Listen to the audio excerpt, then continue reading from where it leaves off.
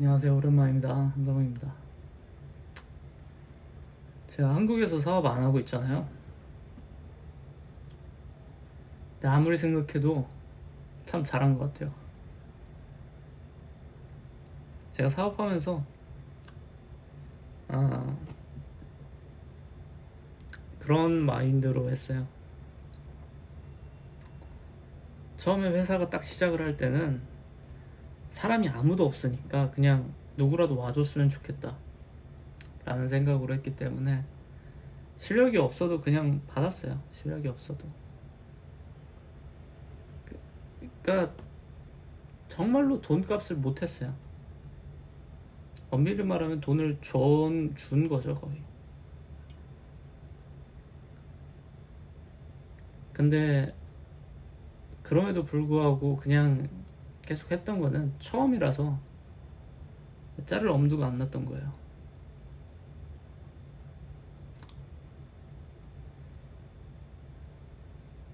근데 제가 그 순간순간마다 결정을 해야 됐거든요. 수습기간 3개월 동안 이 사람을 계속 데려가야 되나 말아야 되나 라는 결단을 했는데, 그때 사람의 인정으로 달라지겠지라고 생각했던 사람들은 단 한 명도 달라지지가 않았어요. 정말 그게 참 후회스러워요, 아직도.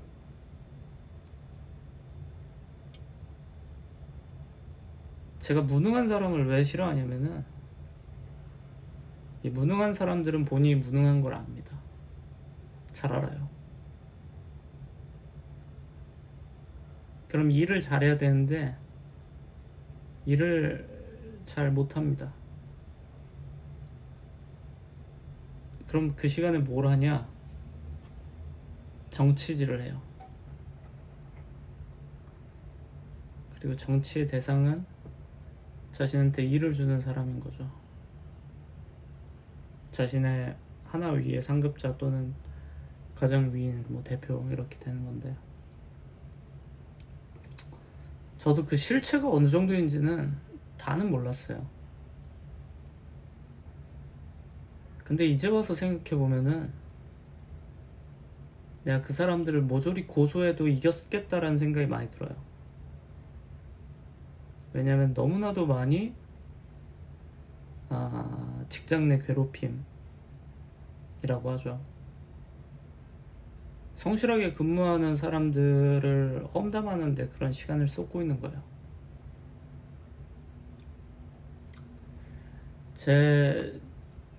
최근에 한 대표님이 저한테 저하고 대화하면서 그런 얘기를 했어요. 새로운 직원이 기존 업무를 엄청나게 개선하는 프로그램을 짰어요. 그러다 보니까 기존 직원들이 필요가 없어진 거예요. 신규 채용할 필요도 없어졌고 기존 근무하는 인력도 필요가 없어졌어요.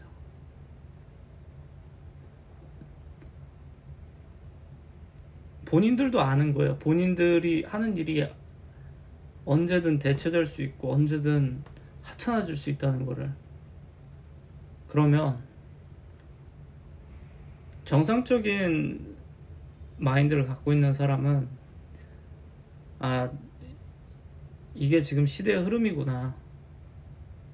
그럼 내가 이 직장에 남기 위해서는 내가 그 전에 잘하지 못했던 부분을 할 수 있다라는 걸 어필을 하든지, 아니면 새로 만든 프로그램이 대체하지 못하는 뭔가를 어필해서 내가 남아보겠다, 아니면 이직을 해야 되는 거죠. 그게 합리적인 판단인데, 안타깝게도 대부분의 사람들은 그 프로그램을 개선한 사람을 끌어내리려고 합니다. 제가 그래서 한국에서 사업하면서, 물론 한국뿐만 아니라 어디든 마찬가지겠지만,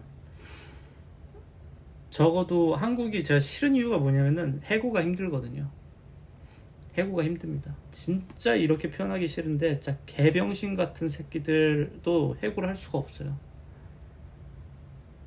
너무 손실이 커요. 회사가. 저희 회사에서는 제가 그냥 모른 척 눈 감고 넘어가 준 게 하도 많은데,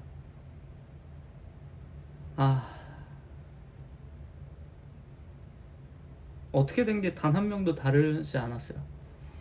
가장 무능하고 가장 한심한 인간들이 가장 도덕적으로도 별 볼이 없는 인간들이었어요.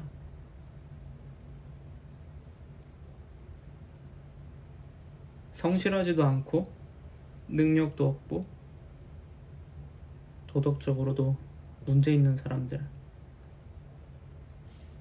근데 회사가 아무리 위기가 와도 이 사람들을 다 잘라버린다고 하면은 그 과정이 더 힘들기 때문에 그냥 진행을 하는 거죠.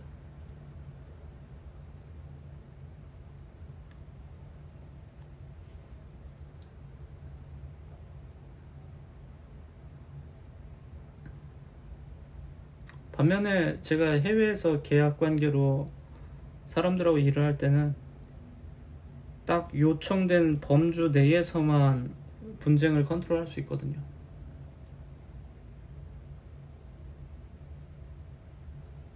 전 그래서 지금 한국에서 9년 사업을 한 거죠. 8년 정도요? 8년 정도 하면서 인간에 대한 혐오감이 이 목끝까지 차오른 것 같아요.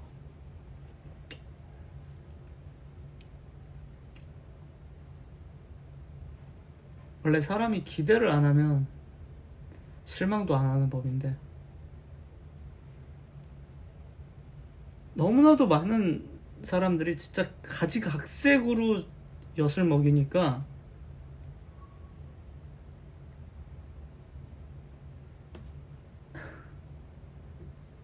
그냥 다 떼버리고 업무적으로만 소통할 수 있는 사람이 결국 필요하더라고요. A라는 거 해? A라는 거 했어? 끝. 이런 거죠.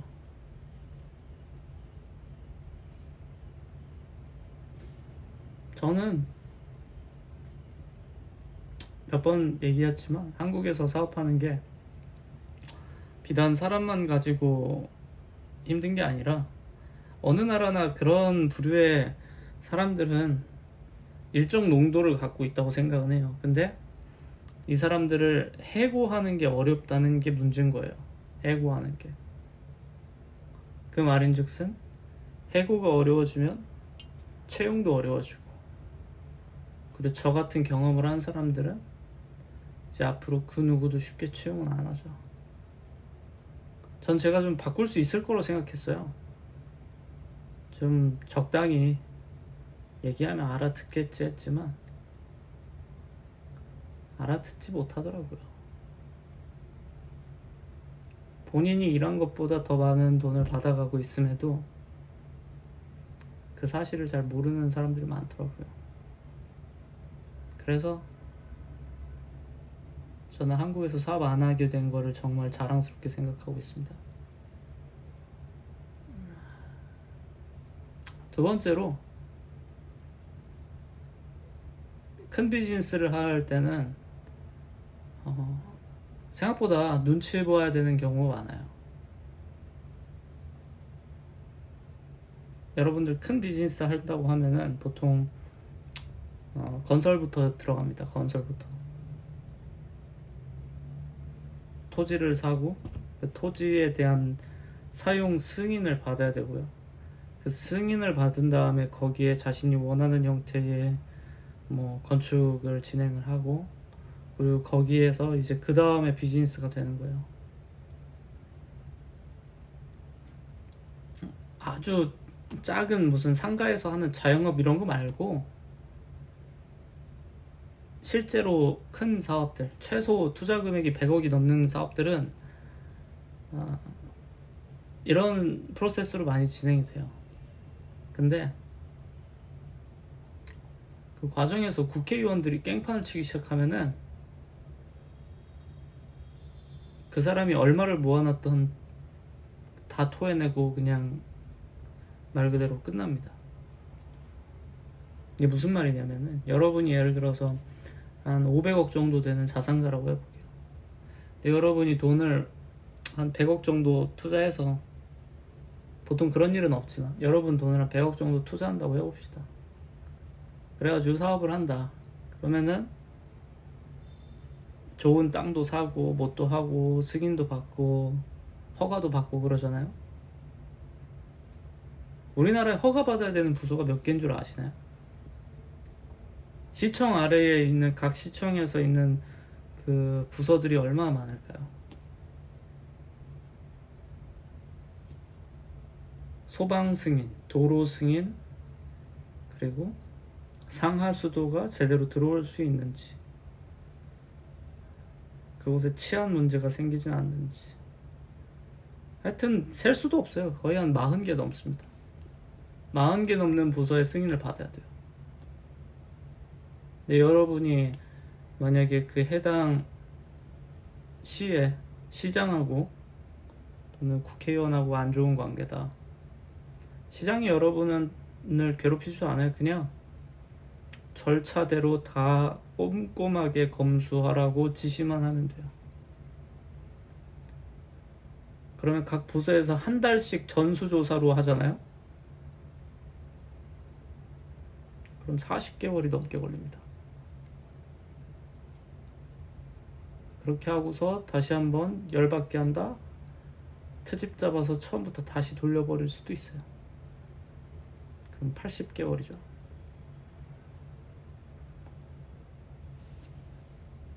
어떤 사업을 진행하는 데 있어서 80개월 동안 이자 내면서 일을 진행한다는 거는 좀 말이 안 돼요. 근데 그럴 만한 권력이 있으니까 국회의원들이 그렇게 까불고 사는 겁니다.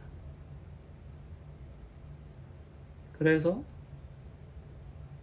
돈을 별로 무서워하지 않는 척을 해요. 결국 필요한 게 돈인데. 제가 그래서 국회의원들을 별로 안 좋아하는 게,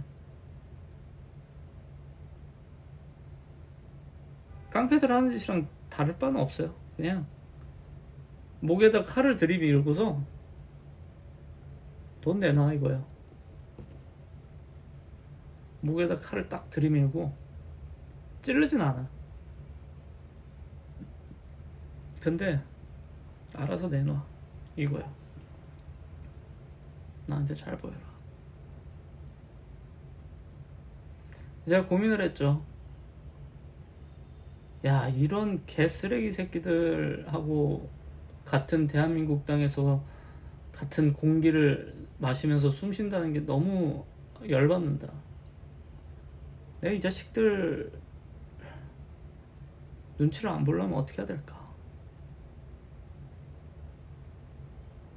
눈치를 안 보려면은 한국에서 사업 안 하면 됩니다. 그러면은 싱가포르는 좀 다르냐? 다르죠. 왜냐? 싱가포르는 애초에 그런 사업이 진행되는 국가가 아니에요. 싱가포르의 크기는 서울보다도 작아요. 가보신 분들은 아시겠지만 싱가포르는 서울보다도 작고 이미 꽉꽉 다 차 있는 동네고, 거기서 뭐 부동산 사업을 하는 것도 아니고, 그곳은 이제 금융의 중심이기 때문에 결국 금융자본들만 모이는 곳이거든요. 결과적으로 그곳에서의 게임의 룰과 대한민국에서의 게임의 룰은 다르고, 그리고 제가 쭉 보니까 우리 원래 게임을 하려면 상대의 패를 알아야 되는 거잖아요. 내가 고스톱을 치던 포커를 치던 제일 중요한 게 상대의 패잖아요. 상대의 패.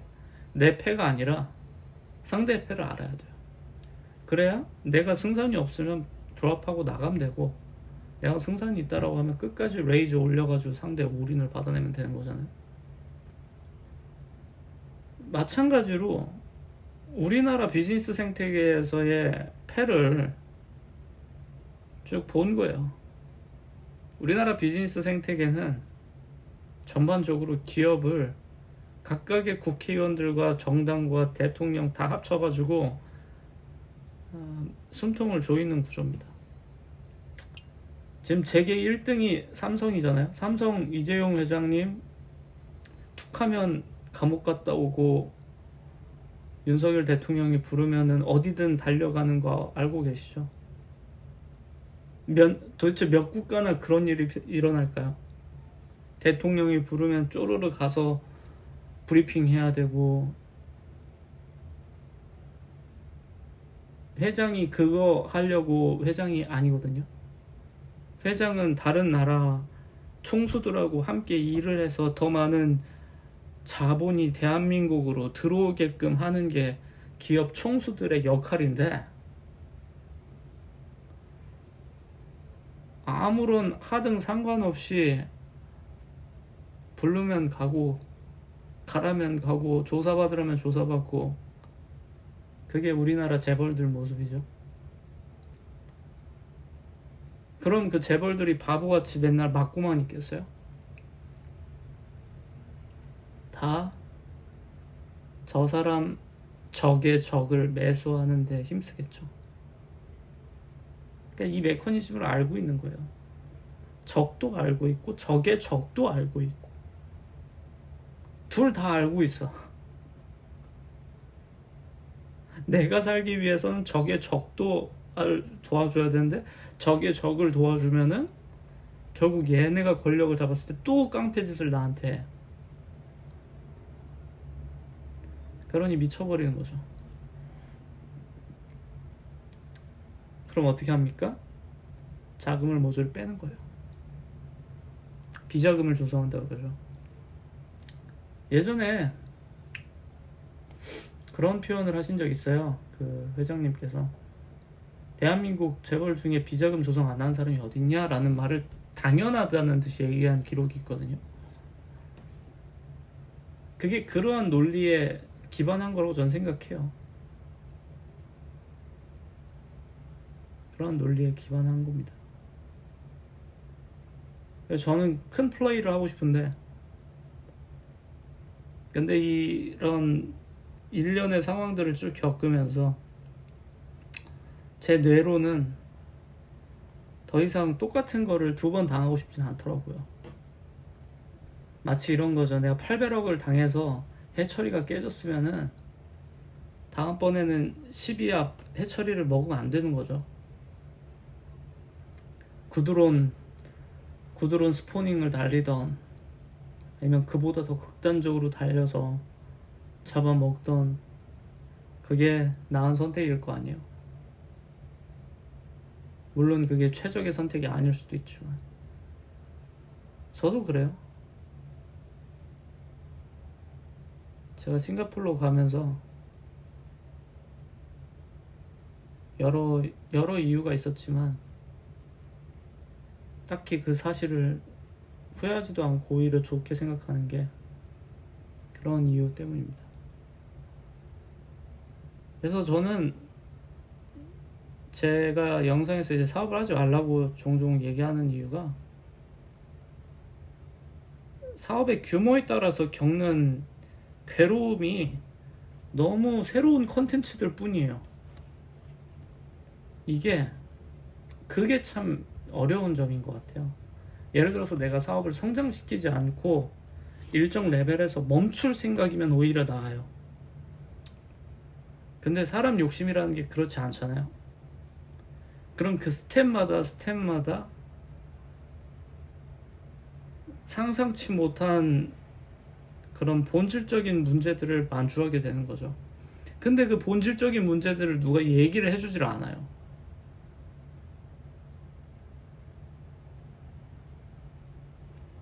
조직 내에서 얼마나 많은 파벌 싸움이 생기고, 얼마나 많은 사람이 정말 서로 직장 내에서 서로가 서로를 괴롭히고 성적으로 모욕적인 언사를 하고 헛소문을 만들고 근무를 태만하게 하고, 그러면서도 그렇게 뻔뻔할 수 있는지,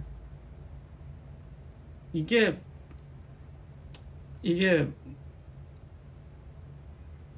직접 경험을 해보지 않으면 아마 모르실 겁니다. 여러분들 유유상종이라고 하죠. 저는 제가 연락하는 사람의 거의 90%는 대표들이에요. 저는 이제 직장만 다니시는 분들하고는 그렇게 소통할 일이 없어요. 그러면 그 각각의 대표들이 운영하고 있는 사업체에서 제가 말한 그 문제점이 현재 진행형이 아닌 회사가 몇 개나 될까요? 거의 대부분의 회사가 그 문제를 겪고 있어요. 거의 대부분의 회사가 대표들도 알아요. 어떤 놈이 계속 헛소리하고 헛소문 퍼뜨리고 직장 내 괴롭힘의 근원이 되고 그러는지 알고 있어요. 근데 그런 거를 견디면서도 일을 시켜야 되는 상황도 있고 여러 가지 사유로 인해서 해고 절차가 어려워서 그냥 마지못해서 월급을 주는 경우도 있고 아니면 정말로 진지하게 그냥 폐업 처리를 할까 하는 고민 속에 사는 대표들도 많고.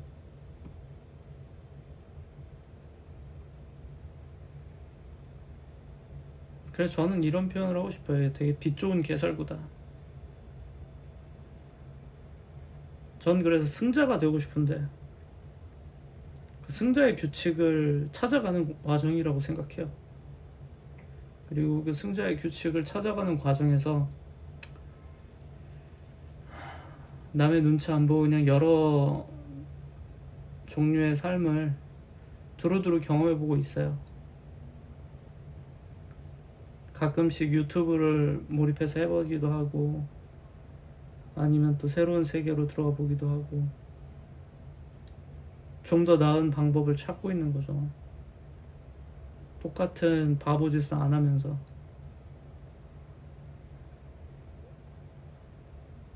그래서 저는 영상 마치면서 이 얘기를 하고 싶어요. 학창시절에 여러분들 다니는 학교에 100% 다 싸가지 없는 일진이 새끼들이 있었을 겁니다. 있었죠. 초등학교, 중학교, 고등학교 아마 다 합쳐서 언제나 있었을 거예요. 언제나. 정말로 명문 중에 명문이어도 있더라고요. 결국 무슨 말을 하고 싶은 거냐면 어떤 곳이든 문제가 많은 사람들이 있고 그리고 80%에 가까운 사람들이 성실하게 만들어 놓은 업적을 정말 10%, 20%밖에 안 되는 구성원들이 다 망쳐버려요. 결국 인간이 문제인 거예요. 그 10%, 20%가 되는 어느 조직에나 있는 그 무리들을 어떻게 관리를 하느냐가 사업의 관건이라고 저는 생각을 하고,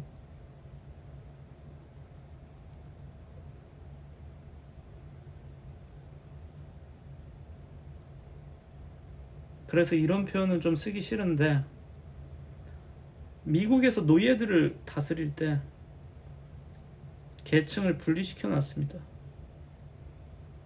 농장주 한 명을 두고서 모든 흑인이 동등한 권리를 준 게 아니라 그 안에서 계층을 나눠서 피라미드 구조를 만든 거예요. 대우도 달라지게끔 하고. 그럼 결과적으로 맨 아래 계층은 그 위에를 싫어하고 그 위에는 그 위에를 싫어하고 결국은 노예를 사들인 이 농장주를 미워하지 않고 내 바로 위 나한테 일만 주는 사람을 미워하도록 하는 형태로 조직을 만들어요. 전 그게 싫었거든요. 근데 그게 필요한 것 같더라고요. 그리고 수평적인 조직 구조로 가셨던 모든 제 지인 대표님들은 다 똑같이 그런 얘기를 해요. 그건 환상이었던 것 같다고.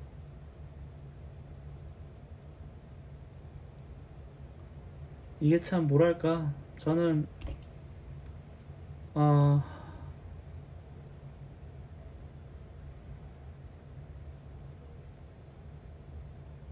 원래 세상이 그런 건가 하는 안타까움이 좀 많이 들고요.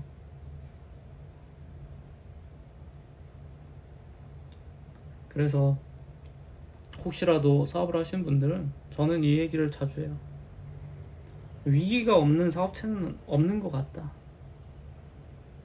위기가 없다라고 느끼고 있는 대표는 심각한 문제가 있는 대표다.